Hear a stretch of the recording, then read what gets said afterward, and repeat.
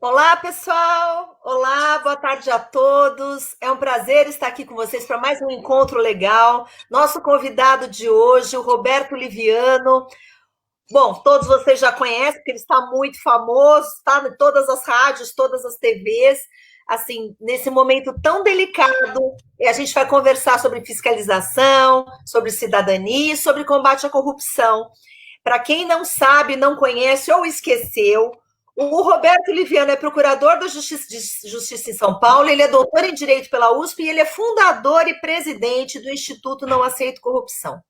Liviano, é um prazer ter você aqui de novo. Nós já fizemos uma live há um tempo atrás, né, até com a Mônica Rosenberg, outra querida nossa, e quero te agradecer muito por estar aqui.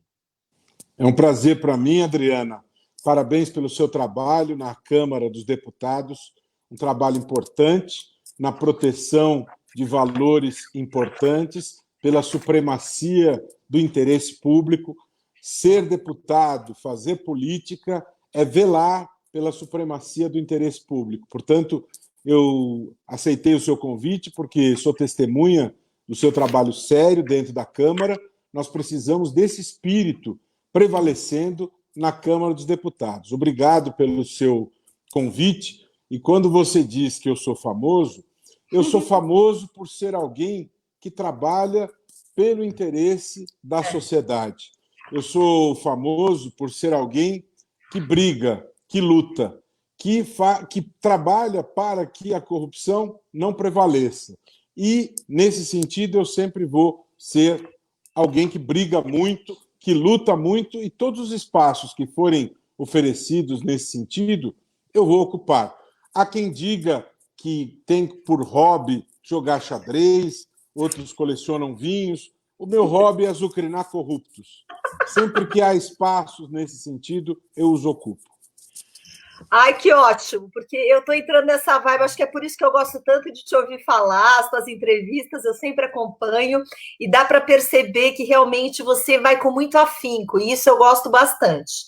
Agora, a primeira coisa, eu queria que você contasse, inclusive, para a minha rede, né? Porque minha rede está te conhecendo e tem uns que já estão te vendo pela segunda vez, mas falasse um pouco do Instituto Não Aceito Corrupção, que eu acho que seria bacana você apresentar o Instituto, e logo depois a gente começa, a minha rede já está acompanhando todos esses movimentos nessa pandemia de corrupção, o que está acontecendo com o dinheiro que está indo para as prefeituras, é aquelas coisas que a gente já sabe. E daí você já apresenta a ferramenta que vocês criaram, que a gente vai começar primeiro falando do Instituto e da ferramenta. Muito bom. Em primeiro lugar, Adriana, o Instituto Não Aceito Corrupção, ele nasceu em julho de 2015, portanto, ele se aproxima aí dos 5 anos de fundação, com muita alegria, com muita honra, com muito trabalho, com muita luta, e o Instituto ele se dedica principalmente à pesquisa, política pública anticorrupção, advocacy, mobilização da sociedade e educação. Ao longo desses 5 anos, se dedicou a muitos projetos, a muitas construções, difundiu conhecimentos, mobilizou pessoas, trabalhou em causas como a luta contra o foro privilegiado, difundiu conhecimentos com o lançamento de livros para que o conhecimento a respeito da história da corrupção, ou mesmo o trabalho científico em teses de mestrado e doutorado acontecesse, assim como o fortalecimento das estruturas de controle interno em todas as prefeituras se fortalecesse e muito mais além disso. Hoje nós estamos vivendo, Adriana, um momento bastante dramático na história do Brasil e do mundo, né? Talvez o maior drama que o mundo vive desde a Segunda Grande Guerra, do ponto de vista humano, do ponto de vista econômico, né? Os impactos exatos disso nós vamos saber logo mais, mas muitas vidas estão sendo perdidas e cada vida é um drama para as famílias, é um drama para a cidade, para o Estado, para todos. É um drama muito sério, muito grave, e o mundo todo atravessa esta grave, séria crise. E a corrupção, lamentavelmente, Adriana, ela não arrefece nem nos momentos de pandemia, né? A corrupção que se vê presente entre nós nos momentos de normalidade das instituições, ela não diminui nem nos tempos de pandemia. Números que foram mostrados recentemente mostraram, por exemplo, que os furtos em São Paulo diminuíram a ordem de 60%. Os roubos diminuíram a ordem de 40%. Né? Até porque as pessoas... Luciano, desculpa te cortar. Seria legal, assim, lembra para minha rede, para todos nós, qual que é a diferença de furto e roubo? Eu acho que é legal mostrar. Claro. Interessante você lembrar disso. O roubo, em comparação ao furto, é a subtração de objetos com violência ou ameaça. Né? O furto é aquela subtração sem violência ou ameaça, o roubo é o assalto. Né? Mas, em resumo, crimes contra o patrimônio tiveram uma redução significativa, porque as pessoas estão circulando menos e, portanto, está ocorrendo menos crime. No entanto, a corrupção, Adriana, está viva e presente entre nós em plena pandemia. Noticia-se a compra de respiradores lá no Amazonas de uma loja de vinhos. Né?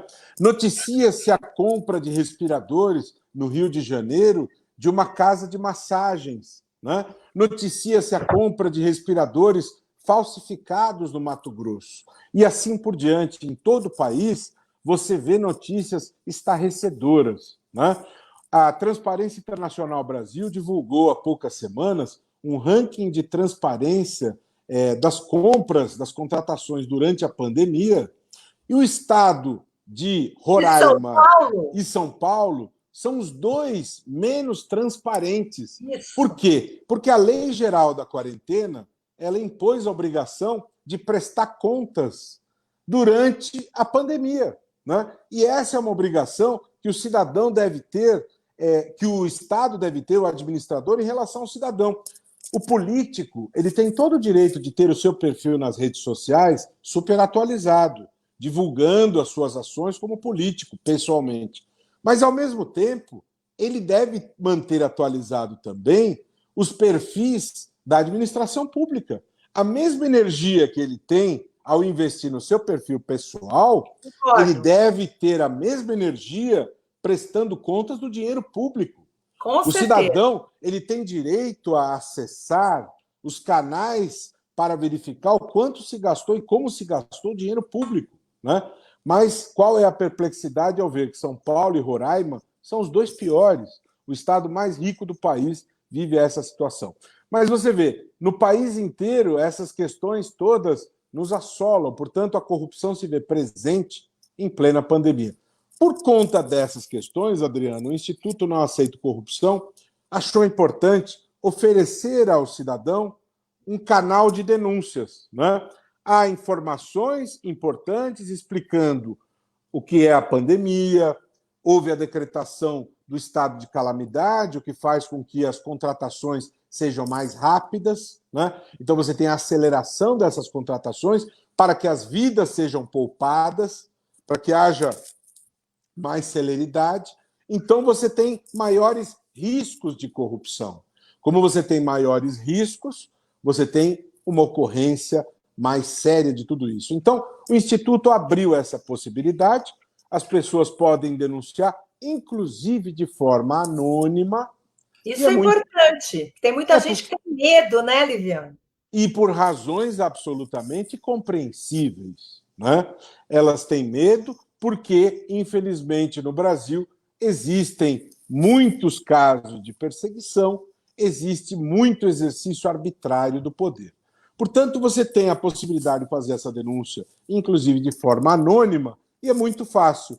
www.nãoaceitocorrupção.org.br. É o Corruptovírus. É uma ferramenta que o Instituto criou para permitir ao cidadão fazer essa denúncia. E aí as pessoas vão perguntar, bom, eu fiz a denúncia, o que acontecerá com essa denúncia? Ela vai ser encaminhada ao Ministério Público de todo o país que tem a atribuição para investigar. Se é um caso penal, o promotor criminal vai cuidar disso. Se for um assunto de natureza civil, o promotor do patrimônio público vai cuidar disso, ou o promotor, o procurador de contas vai cuidar dessa investigação. Portanto, você que nos assiste, que nos vê, você pode fazer a denúncia e você pode ir muito mais além. Eu acho isso muito sério, muito grave, eu quero participar. É fácil. Você pode gravar um vídeo de 30 segundos e pode postar na sua rede social. Pessoal, Corrupto Vírus é uma ferramenta à disposição de todos. Você pode fazer a sua denúncia, pode gravar imagens com o seu celular, www.nãoaceitocorrupção.org.br. Pode Oliviano, eu vou colocar o site, não sei o quê, no cabeçalho da live, porque daí as pessoas Isso mesmo, exatamente. Eu faço isso quando acabar a nossa live, eu coloco essa informação. E todo mundo pode exercer a sua cidadania fazendo com que isso alcance mais gente, né? Pode fazer isso no Facebook, pode fazer isso no Instagram e pode divulgar na sua rede de WhatsApp.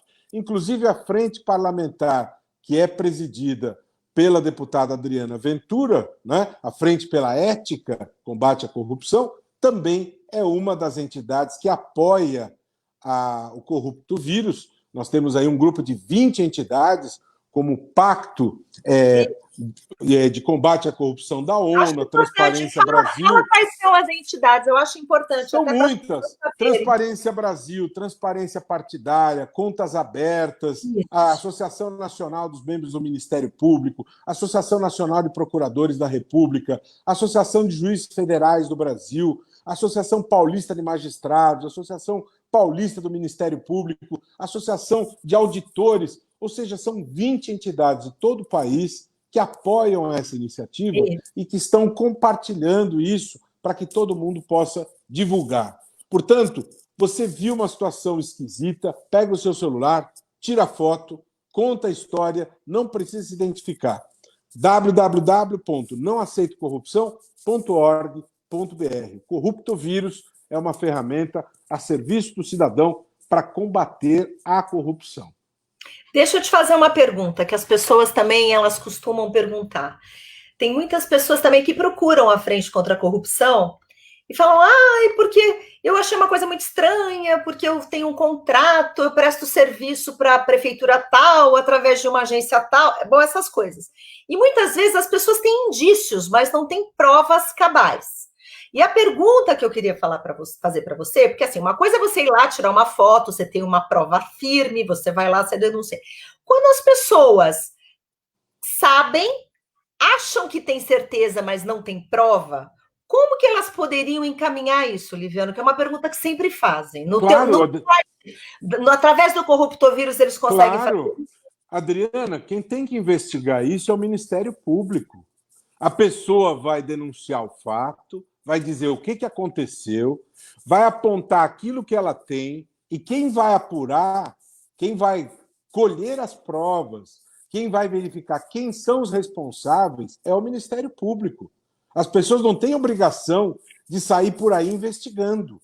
O que as pessoas têm que apontar, aquilo que elas tomaram conhecimento que é irregular, o que elas sabem, o que elas tomaram conhecimento, para municiar o Ministério Público para que a investigação possa começar. Não existe obrigação de apresentar todos os elementos. Aquilo que tiver nas mãos, aquilo que estiver disponível e que possa permitir o início da investigação. E aí vocês do Instituto Não Aceito Corrupção, vocês fazem um filtro e encaminham para o Ministério Público. Filtro. Existe uma comissão de triagem, nós convidamos 3 colegas muito experientes na área do combate à corrupção. Os três com doutorado na Europa, conhecem o assunto profundamente. E a gente fez isso por quê? Porque às vezes pode chegar no Corrupto Vírus algo que não tenha pé nem cabeça. Claro. Pode chegar no Corrupto Vírus algo que seja uma coisa que não tenha nada a ver nem com o escopo dessa questão da corrupção durante a pandemia.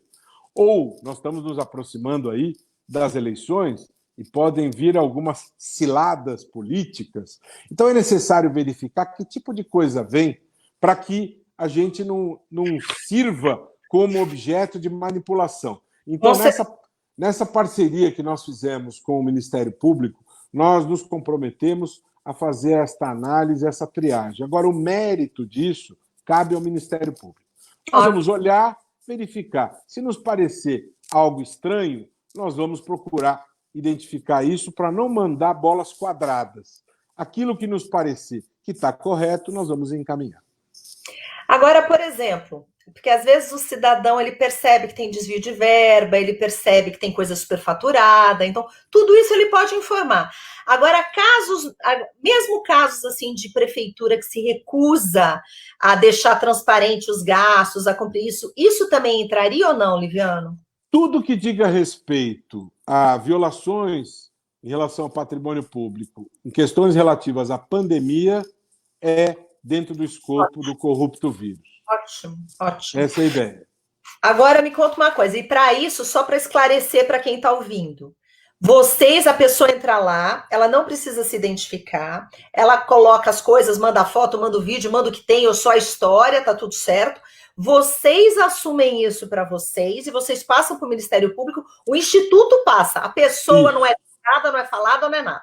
Nada, nada. Inclusive, nós temos uma parceria com um organismo, um parceiro nosso que é o Ouvidor Digital. Desde o momento em que a pessoa faz a denúncia, ela pode rastrear o andamento disso até o instante em que nós encaminhamos para o Ministério Público. Então, ela acompanha o andamento disso desde a entrada no nosso site até a hora que nós encaminhamos, né? Ou seja, ela fica protegida, não se expõe. Óbvio que se ela quer se identificar, ela pode se identificar, ela relata aquilo que ela sabe, nos encaminha e nós nos incumbimos de mandar isso para o Ministério Público. Fizemos as parcerias necessárias para que o Ministério Público faça chegar ao organismo que tem atribuição para tomar as medidas num país continental como o Brasil. Então, na verdade, vocês estão super estruturados, você já falou que tem um comitê para fazer uma avaliação, até para fazer essa filtragem. E que ótimo. Agora, tem uma coisa também que está me preocupando, que bateu agora, até porque hoje me ligaram de Brasília. Eu cheguei hoje de Brasília, mas daí quando eu cheguei me ligaram, porque a gente está organizando o PL, porque você está vendo o que está tendo de fraude do auxílio emergencial. É uma coisa, assim, assustadora. E aí eu fiquei pensando, quando eu falei, eu vou conversar com o Liviano, eu vou perguntar para ele isso também. Porque a gente está vendo a quantidade de dinheiro e pessoas, parece que 6 milhões de pessoas, é um número absurdo de fraudes. Por exemplo, se eu conheço gente que não precisa do auxílio, pede auxílio, falsidade ideológica, tudo isso que envolve pandemia, pode denunciar no Corruptovírus também? Ou aí é uma coisa muito ampla? Veja, Adriana, a razão de ser desta ferramenta, nós não pensamos nessa questão dos auxílios sociais. Agora, lógico, se alguém fizer alguma comunicação a respeito disso, nós vamos comunicar. Agora, nós temos um limite, uma capacidade, nós não somos um governo federal. Agora, foi interessante você levantar esse ponto, porque, em relação a isso, eu tenho um comentário a fazer, né? Por favor. Quando o governo federal ele se dispõe a cumprir um dever que lhe cabe, né, diante de uma crise dessa magnitude, realmente, pessoas estão sofrendo com a paralisação das atividades profissionais, com a paralisação da economia, e, de fato, o governo tem responsabilidade perante as pessoas. Distribuir este auxílio é um dever do Estado, né? É o Estado de bem-estar social, isso é uma obrigação que cabe ao Estado, está corretíssimo. Por outro lado, o Estado ele é detentor de informações, de bases de dados importantes.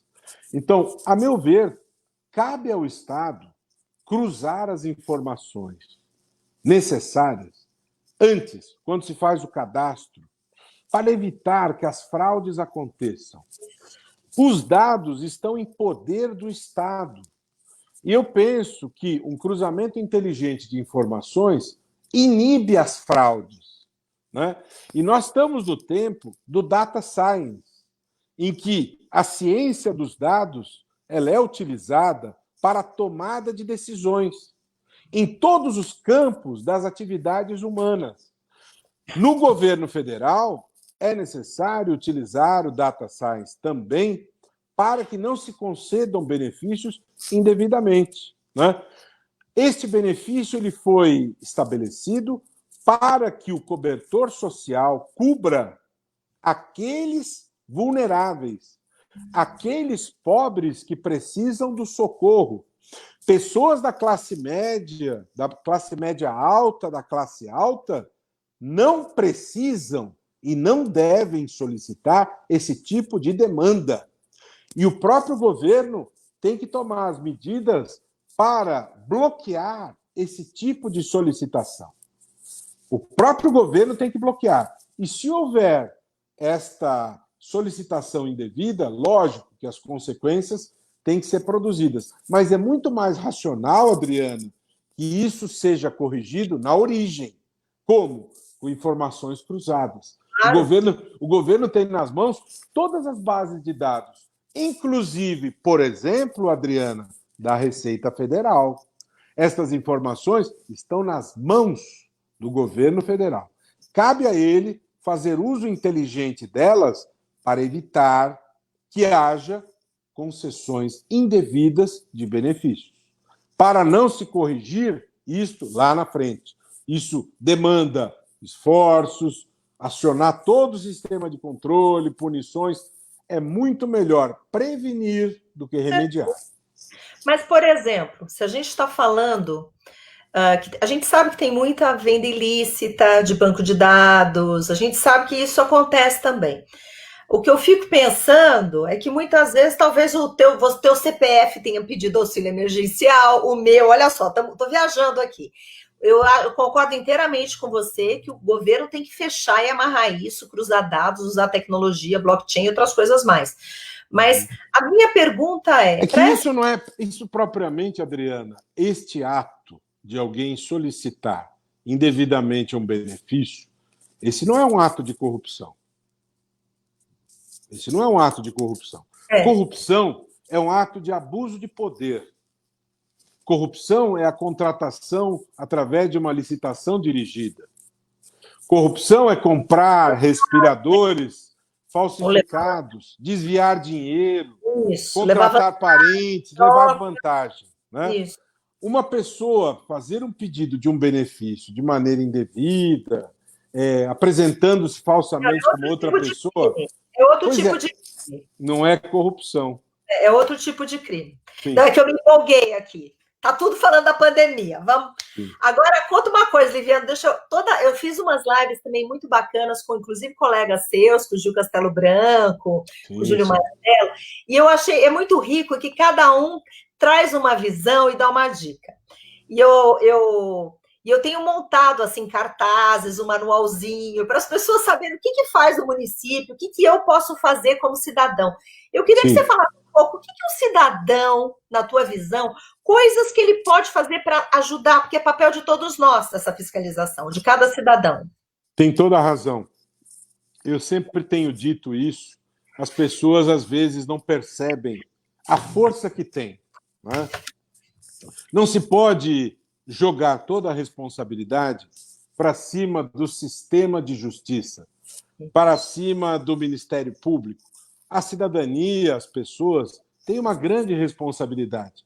E essa responsabilidade, ela existe e ela deve ser vivida permanentemente, em todos os momentos, na vida das pessoas, e não só no momento em que se fazem as escolhas nas eleições. Óbvio que no momento em que são feitas as escolhas, é um momento de importância capital, né? Porque quando você faz uma escolha, esta escolha ela gera efeitos durante 4 anos. Né? Uma escolha mal feita nas eleições produz consequências danosas ao longo dos 4 anos. Né? No entanto, é necessário que essa atitude participativa ela dure permanentemente. É necessário que você, depois da eleição, fiscalize os atos do mandato do representante.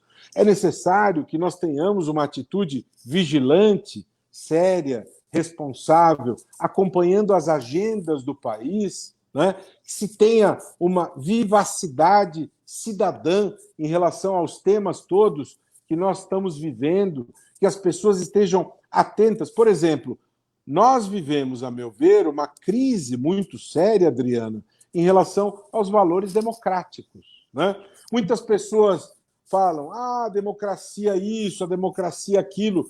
A democracia é um sistema antiquíssimo, né? A democracia remonta à velha Grécia, né? A democracia tem seus problemas? Óbvio que tem, né? A democracia ela tem as suas crises, os seus problemas de corrupção? Claro que tem. No entanto, não se inventou nenhum outro sistema melhor do que a democracia. Quando você sai da democracia e você entra no campo da prepotência, da ditadura, do autoritarismo, este campo é um campo perigosíssimo. Por quê? Porque você tem a opressão, você tem alguém monopolizando o poder e você tem pessoas oprimidas. Eu vejo muita gente dizendo: bom era o tempo dos militares, neste tempo as coisas funcionavam, né? É bem verdade que muita gente diz isso sem ter vivido este tempo e sem saber o que é viver com as liberdades suprimidas, né? O que é muito grave, é muito sério, né? Então, é muito bom lembrar as pessoas que viver sem as liberdades é muito sério, é muito grave, e muita gente pagou com a própria vida e com os direitos cassados pelo restabelecimento das liberdades. Verdade. A democracia ela tem que ser defendida com toda a força, com toda a energia. Por mais problemas que se tenha, não se transige com valores democráticos, né? E nós precisamos ter absoluto vigor. Quando nós vemos num ato público, naquilo que se chama, entre aspas, de manifestação, mas, para mim, manifestação precisa ter objetivos saudáveis. Quando você tem ali uma faixa, fechamento do Supremo Tribunal Federal, fechamento do Congresso Nacional, isso pode ser chamado de tudo menos de manifestação, né? Então, quando você vê esse tipo de acontecimento e um repórter é espancado... Gravíssimo. Né? Gravíssimo. E quando você vê uma atitude do líder de indiferença em relação a isso, você vê a democracia em risco. E Verdade. as pessoas achando isso natural, isso é normal, as pessoas achando que é banal você desrespeitar jornalistas, você achando que é banal você falar em fechamento do Congresso, Supremo Tribunal Federal. É sempre bom lembrar o seguinte, quem nos vê, quem nos ouve, os ministros do Supremo Tribunal Federal, os julgadores de qualquer instância, eles se equivocam nos seus julgamentos.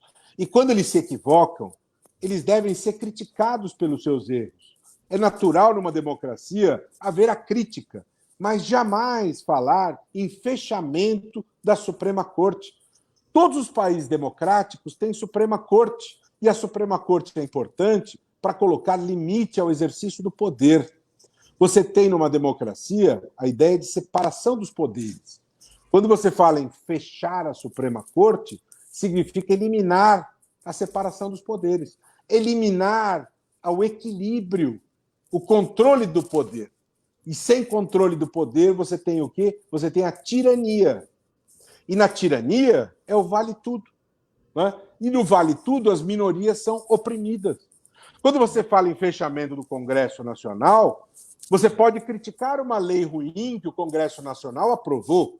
Lógico, todo mundo tem direito a criticar. Agora, quando você defende o fechamento do Congresso Nacional, significa que você está dizendo: fechem a boca daqueles que me representam, né?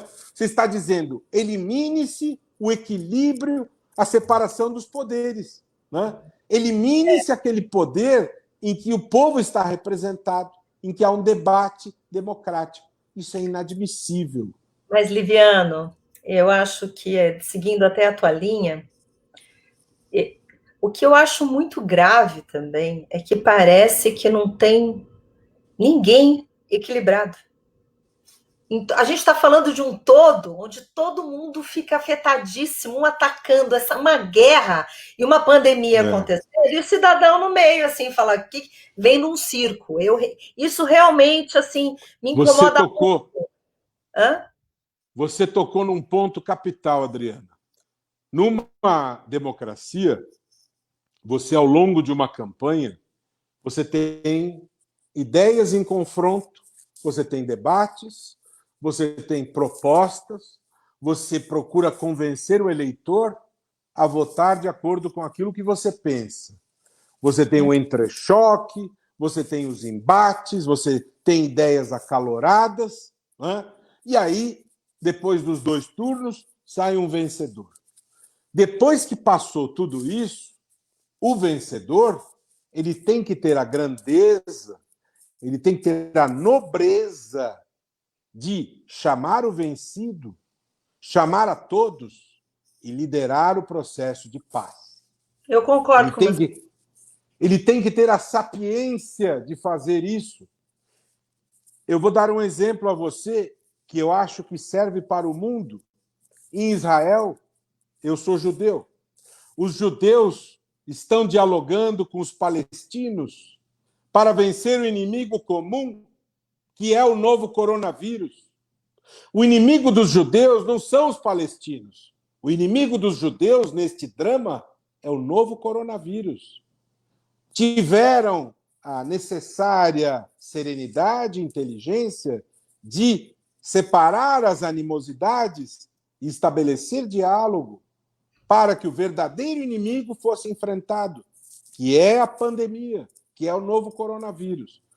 Então, é necessário que o líder tenha a grandeza de pacificar.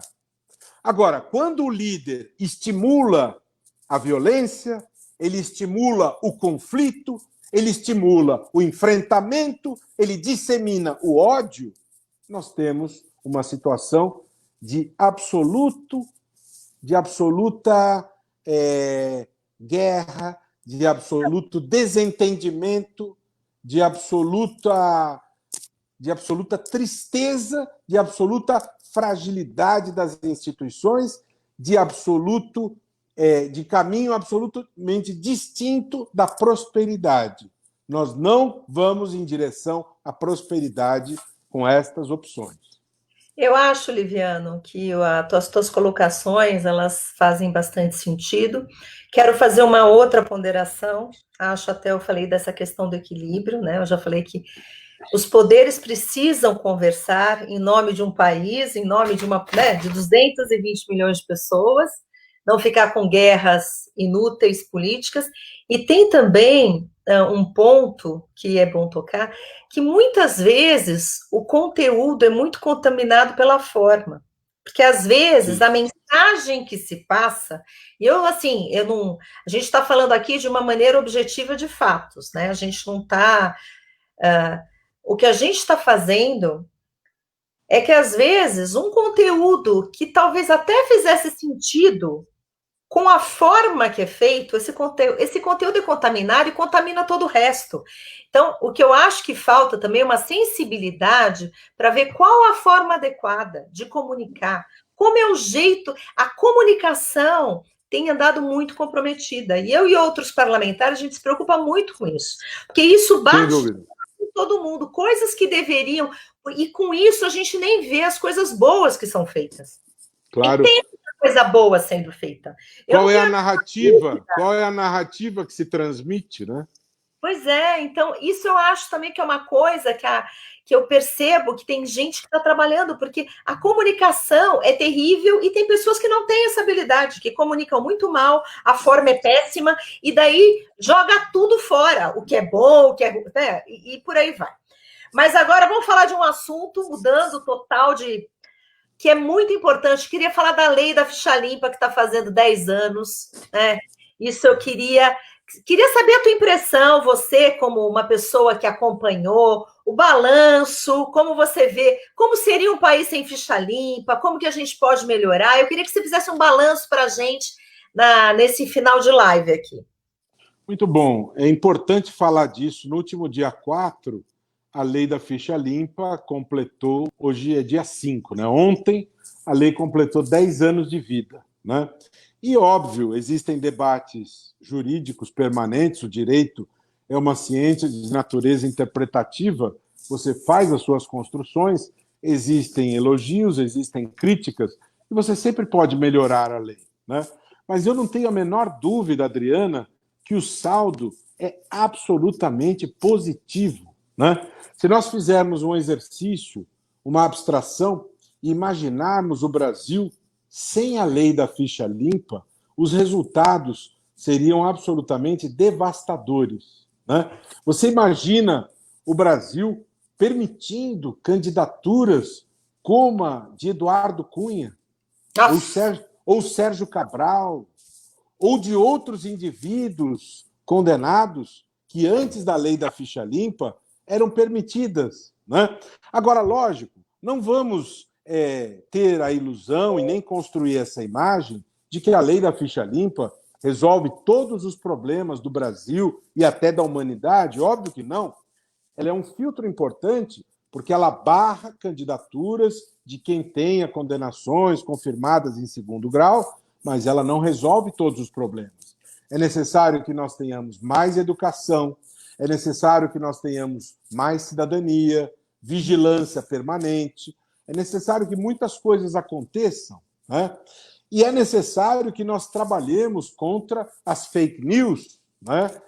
Esse é o grande problema de hoje. Muito bom, hein?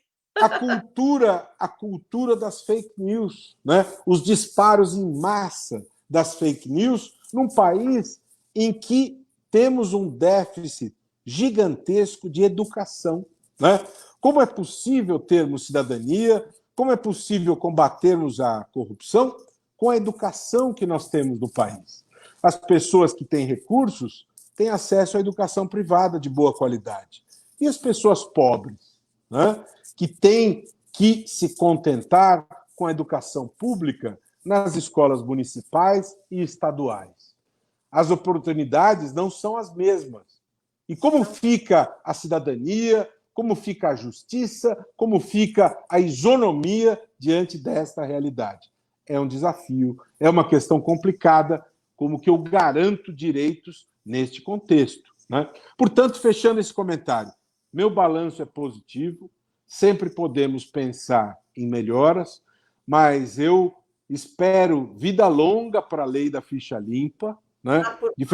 Diferentemente de alguns que andaram defendendo por aí que quem tem que defender, quem tem que decidir quem que vai ser colocado no botão da urna eletrônica é o eleitor, se é ficha suja, se é ficha limpa, é o eleitor. Isso é um absurdo. Se o sujeito é ficha suja, ele não tem nem que estar na urna eletrônica.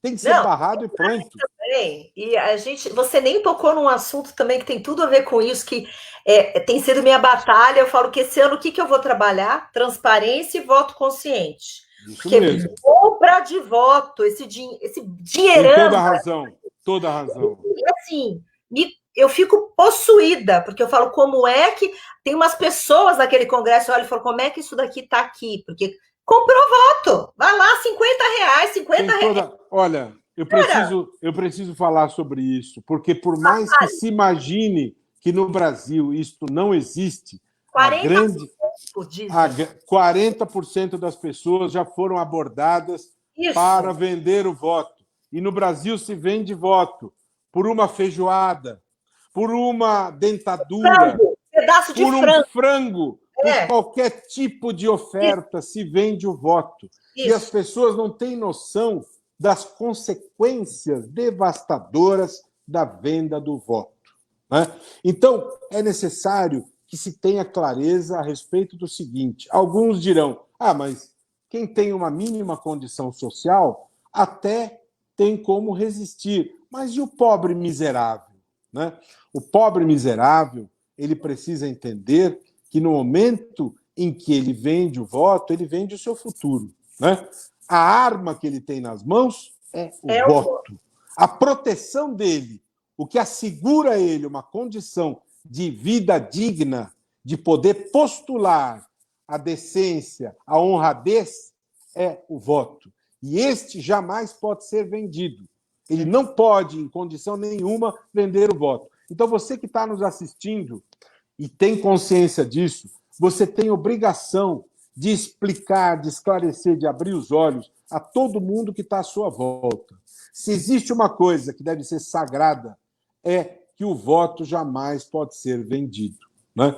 E uma jornada importante que deveria acontecer, mas que no Congresso Nacional, infelizmente, não é pautada, é a punição rigorosa para o crime do caixa 2 eleitoral, porque quando você tem o caixa 2 eleitoral, você abre terreno para a compra de votos, né? Porque o que se faz com esse dinheiro subterrâneo, né? Muitas coisas, inclusive a compra de votos. Então esse assunto é um assunto que me corrói e eu falo, minha meta esse ano eleitoral é cuidar. Agora eu vou iniciar a campanha de voto consciente, cidadão consciente. Mas vamos voltar, porque tem muito assunto bom hoje. Vamos falar da PGR, que está acontecendo tanta coisa, é desarquivamento de processo ali, e assim, a questão e a questão da quarentena. Eu queria que você falasse um pouco sobre isso, Liviano. O que você acha? Bom, primeiro vamos explicar para as pessoas, como você perguntou a diferença de furto e roubo, né? Isso. As pessoas estão ouvindo muito falar da quarentena da pandemia, né? Isso. Essa quarentena todo mundo já ouviu falar, as pessoas estão se submetendo à quarentena e estão fazendo isso para cuidar da saúde, né? Essa quarentena relacionada à saúde é o período de isolamento para que o vírus não circule, né? Mas essa quarentena que a deputada Adriana está falando é um outro tipo de coisa, né? Algumas pessoas, elas ocupam determinados cargos, né? E às vezes é importante que a gente se preocupe em proteger determinados interesses da sociedade, e para isso é importante você estabelecer vacinas, mas não é a vacina da saúde, é uma vacina para o patrimônio público. Que tipo de vacina? Se o sujeito ocupa um determinado cargo, ele não vai poder ficar pulando aqui, ali, aqui, ali, aqui, ali, porque se ele fica pulando para lá e para cá, para lá e para cá, ele pode estar exercendo uma função sem fazer isso na plenitude, sem fazer isso com força total, né? Sem se dedicar com toda a profundidade para aquilo que o cargo exige, né? E, por exemplo, o caso da Procuradoria-Geral da República, né? Um cargo importantíssimo. A caneta do Procurador-Geral da República é a caneta que processa criminalmente os ministros do Estado. A caneta do Procurador-Geral da República é a caneta que processa um senador, um deputado federal, é a caneta que processa o presidente da República. Um canetão. Portanto, é uma caneta forte e pesada, né? Então, o detentor desta caneta, ele deve ter absoluta garantia, tranquilidade, segurança, isenção. Ele não pode estar exposto a tentações, né? Então, quem está ocupando este cargo, depois que termina o período de exercício deste cargo, eu acho que é muito bom para o interesse público que, durante um tempo, ele não possa ser levado para um outro cargo, porque, senão, a cabeça dele pode estar dividida em vários lugares. É aquilo que se chama, na sabedoria popular, um pé em cada canoa, né? E quando você fica com um pé em cada canoa, isso não é bom. E eu não estou falando isso especificamente deste cargo. No caso da Procuradoria-Geral de Justiça de São Paulo, a mesma coisa, né? Se o Procurador-Geral de Justiça está pensando em ser Procurador-Geral, mas, ao mesmo tempo, ele pensa em ser secretário de Segurança Pública, isso não é bom para o chefe do Ministério Público, né? Então, nós temos uma quarentena que diga, olha, o sujeito que foi Procurador-Geral de Justiça, durante 4 anos, ele não vai poder ocupar cargos nem de ministro, nem de governo. Esta é uma regra que protege o quê? A sociedade. O país, lógico. O país.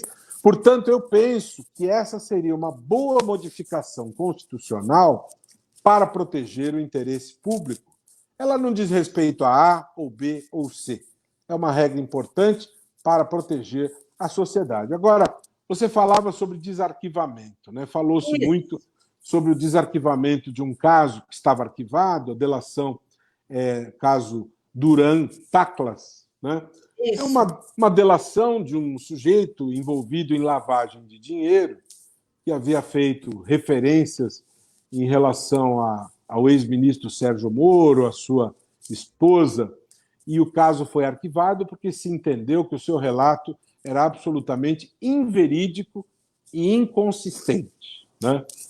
Chama muito a atenção que logo depois que o ex-ministro Sérgio Moro se demite do governo e apresenta acusações graves ao presidente, o Procurador-Geral da República ele se dedica a cuidar de um caso, desarquivando, e um caso em que é colocado o ex-ministro Moro na berlinda, né? Isso tem gerado especulações por parte de pessoas, no sentido de que esta postura pode estar relacionada a interesses relacionados a danificar a imagem do ex-ministro Sérgio Moro, né? Sim. E aí, algumas pessoas associam esta situação e outras a algo ruim para a sociedade, ligado à própria chegada à Procuradoria-Geral da República do Procurador-Geral Aras. Por quê? Tradicionalmente, o Procurador-Geral da República ele vem sendo, nos quase últimos 20 anos, escolhido a partir de uma lista tríplice, numa consulta feita aos membros do Ministério Público, né? Eu digo consulta, Adriana, porque não há uma eleição formal. Nos estados há uma eleição formal prevista na Constituição Estadual, na lei estadual. A nível federal não há isso na lei, né? Então se faz uma consulta informal e nos últimos quase 20 anos se segue isso. Um dos 3 da consulta é escolhido. Nesta última ocasião recente, houve 10 candidatos que debateram o Ministério Público no país inteiro. Esses 10 se candidataram, formou-se uma lista, e o procurador Augusto Aras sequer se candidatou, não foi nenhum dos 10, né? E o presidente Bolsonaro nomeou o procurador Aras fora da lista, fora dos 10, né? E aí o presidente Bolsonaro vem a público e anuncia solenemente que tem certeza que o procurador Aras, que ele nomeou fora da lista, arquivará a investigação contra ele, né? Tudo isso gera na sociedade uma percepção negativa, né? Aí aparece desconforto, né? Gera um desconforto. Aí aparece uma pichação na sede da Procuradoria-Geral, chamando de Procuradoria-Geral do Bolsonaro, já que a função do Ministério Público é a defesa da sociedade e não do governo, né? Então, tudo isso, esse conjunto de situações, eu, particularmente, continuo acreditando na atitude firme e séria do Procurador-Geral da República e espero que ele faça um trabalho correto. Eu também. Espero que analise de maneira profissional e técnica essa investigação, mas essas coisas todas têm gerado essas inquietações, e essas inquietações das pessoas, elas não são desprezíveis, elas são sérias, elas são graves, né? Aliás, nessa questão recente do vídeo que foi publicado da reunião ministerial, a postura do procurador-geral Aras foi contra a publicação do vídeo, né? Aliás, uma postura que foi convergente à do advogado-geral da União, né? Eu, particularmente, achei uma decisão muito corajosa e muito correta, né? O Brasil ele é um dos fundadores do Pacto dos Governos Abertos, o que faz com que o Brasil deva ser modelo internacional de transparência. Esconder o quê? Por que esconder, né? Esconder por quê? Esconder que o ministro do Meio Ambiente diz que deveria se aproveitar de 30 mil mortes para aprovar mudanças ambientais de boiada? É isso que se queria esconder? Ou que o ministro da Educação disse que os ministros do Supremo deveriam todos ser presos? É isso que se queria esconder? O princípio da publicidade impõe aos homens públicos coragem e responsabilidade. Não tem por que ter medo, né? E não tem que falar em portas fechadas o que não poderia falar em público. Mas é claro,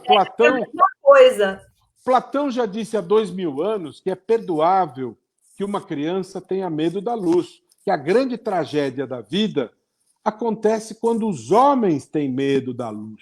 Né? Os homens não devem temer a luz, não há por que se preocupar com a publicidade. Né? Questões de segurança nacional, de relações internacionais, é compreensível. Agora, uma discussão sobre políticas públicas na área da educação, do meio ambiente, elas devem ser públicas. Eu fiquei, ao ter sido decidida a publicação, eu esperei com muita ansiedade por discussões profundas sobre combate à corrupção, que foi prometido em campanha, que seria prioridade desse governo. Fiquei frustrado ao ver que nada se falou a respeito disso. Imaginei que ali estava se discutindo sobre estratégias para combater o Caixa 2 eleitoral. Não vi nada a esse respeito. Eu imaginei que ali estariam sendo debatidas as prioridades, as estratégias para enfrentar a pandemia. Ao invés disso, eu vi o ministro do Meio Ambiente falando em aproveitar que os jornalistas estão arriscando a vida para oferecer informação às pessoas, e são poucos jornalistas, para aproveitar a distração para ver se aprova de boiada regras para prejudicar o meio ambiente. É isso que eu vi naquela reunião. Quer dizer, sabe, são coisas absolutamente surreais. Oliviano, eu acho que essa busca da transparência, de dar publicidade a tudo que é público, eu acho que é um caminho que a gente tem que batalhar muito, porque eu acho que é o único caminho, né? Colocar a luz em tudo. Porque eu acho que, inclusive, os nossos cidadãos saberão o que se passa, como acontece, né? Porque tem muitos que não tomam consciência das coisas. E até porque o nosso tempo também já está acabando, eu vou te fazer uma última pergunta que eu queria só saber a tua impressão sobre, você deve ter visto o presidente da Fundação Palmares, uma coisa que realmente também chamou a atenção, que ele, né, um negro, chamou de o movimento negro de escória maldita. Eu fiquei tão chocada com aquilo, e assim, eu queria saber queria a tua impressão aqui. Adriana, você fez muito bem de colocar esse assunto na nossa conversa, porque, como disse o grande líder dos direitos civis e defesa dos direitos civis americano, Martin Luther King, o grito dos maus é absolutamente previsível. O grande problema a ser enfrentado é o silêncio dos bons. É isso. Portanto, nós não podemos silenciar. Né? Isso. O presidente da Fundação Palmares, ao chamar o movimento negro de escória maldita, ao ofender o zumbi dos Palmares e dizer tudo aquilo que ele disse, eu nem vejo uma palavra apropriada para denominar a postura deste senhor. O mínimo que se poderia fazer é afastar este indivíduo do comando desta função. O povo diz que quando você oferece poder a alguém, você observa o caráter de uma pessoa.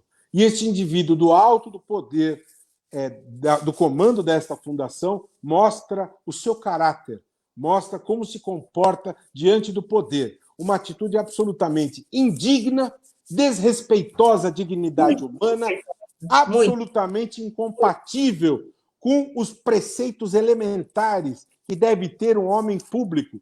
Portanto, é absolutamente necessário que este senhor seja afastado do cargo. E ainda mais lamentável, talvez, a atitude do presidente da República, que o nomeou apoiando sua postura, porque publicamente o presidente veio e disse que apoia o presidente da Fundação Palmares nesta atitude. E veja, sempre é bom lembrar, Adriana, as circunstâncias. Há poucos dias, nos Estados Unidos, o negro foi morto depois de 9 minutos que o seu pescoço foi esmagado por um policial branco, né, de uma atitude absolutamente covarde, em via pública. Né? Então, o mundo assistiu àquela cena revoltado, e aqui no Brasil o racismo se mostra absolutamente vivo. E o racismo é um problema antigo, presente, é uma questão, infelizmente, cultural, precisa haver as consequências necessárias, criminais, tá certo? E nós precisamos ter a consciência que esse é um problema que se mantém vivo e nós precisamos trabalhar para reverter essa situação absolutamente grave, séria e que se mantém, infelizmente, viva entre nós. Bom, Liviano, tem muito assunto, tem muita coisa. Você, assim, cada vez que eu converso com você é uma aula. Eu quero te agradecer muito por participar. Saiba que estou falando isso como Adriana cidadã. Te agradeço pelo teu trabalho, pela tua coragem. Eu, deputada, te agradeço muito. E a Frente contra a Corrupção também te agradece. Vamos sempre unir esforços. Obrigada por colocar e disponibilizar para a nossa sociedade, através do Instituto Não Aceito Corrupção, o Corruptovírus, esse canal para o cidadão poder participar, exercer essa cidadania, que é tão importante. Uma alegria, Adriana, obrigado por essa oportunidade. Mais uma vez, parabéns aí pelo seu mandato cidadão, em prol do interesse público, pela supremacia do interesse público. E para fechar, além de enaltecer o Corruptovírus, convidando a todos para acessar e divulgar o canal nãoaceitocorrupção.org.br. Quero também convidar quem está nos assistindo a me seguir nas redes sociais. Procurador de Justiça Roberto Liviano no Facebook e R. Liviano no Instagram. Será uma alegria ter você me seguindo para interagirmos, para compartilhar os conteúdos, os textos que eu escrevo na Folha, no Estadão, no Poder 360. Será uma alegria ter você lá. Eu vou colocar no cabeçalho também, tá bom? Tá eu coloco o endereço do teu instituto, do Corruptovírus, e coloco o teu Face, para as pessoas seguirem, que eu acho que é muito importante. E o meu Instagram também, legal. Obrigado, Adriana. Um abraço, querida. Um abraço, super obrigada. Pessoal, tudo de bom. Obrigada, Liviana, por sua generosidade, por conversar com a gente. E marcaremos outras conversas, viu? A gente vai querer saber como está indo o Corruptovírus. Tá bom? Até mais. Até a próxima. Tchau. Tchau, gente. Até mais.